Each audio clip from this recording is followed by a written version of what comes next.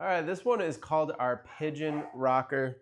So we're gonna set up in this rocker position on our knees. I'll show you what the feet look like first.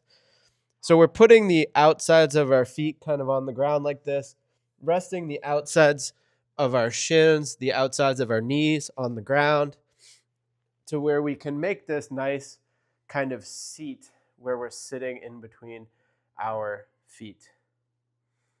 All right, so that's what it looks like from the back.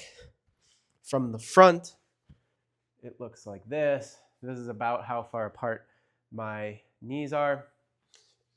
And then from the side, we're just here. So we're finding that rocker position.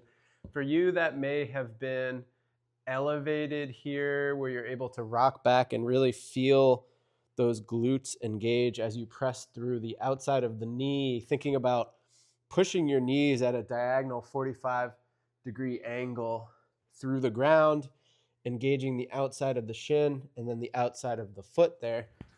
So finding that rocker position where you feel that strong glute engagement, that may be elevated here. You can see I'm using the couch.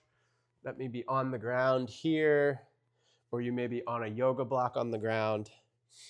This is our traditional rocker setup.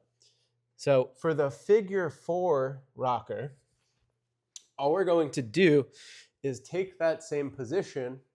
I'm going to shift my weight into one leg. You can see here I'm over on this leg. Find that same kind of rocker position where you feel a strong glute engagement on that shifted side. And then we're taking that opposite knee off of the ground there.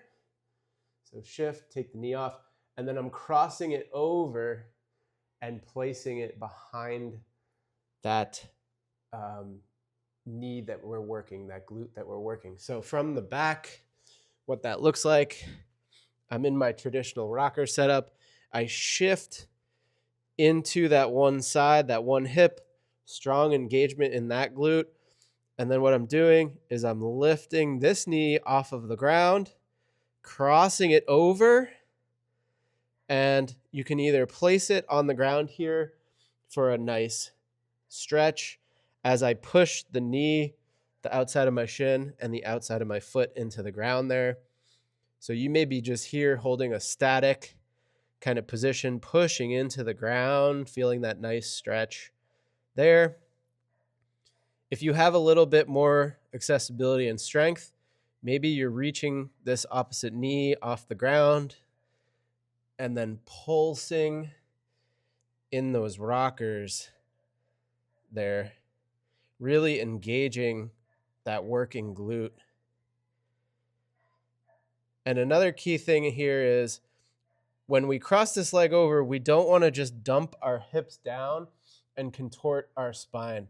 We really want to make sure that we're getting into an active position in that hip range of motion that we have, okay? So whether you're holding that static stretch and pushing through the ground with that knee outside of the shin, outside of the foot, or you're lifting that knee off the ground and getting into actual rockers where you're rocking 2 to 3 inches back and forth, that will be up to where you're at with your body, your hips, and your programming. But that is an explanation of our Pigeon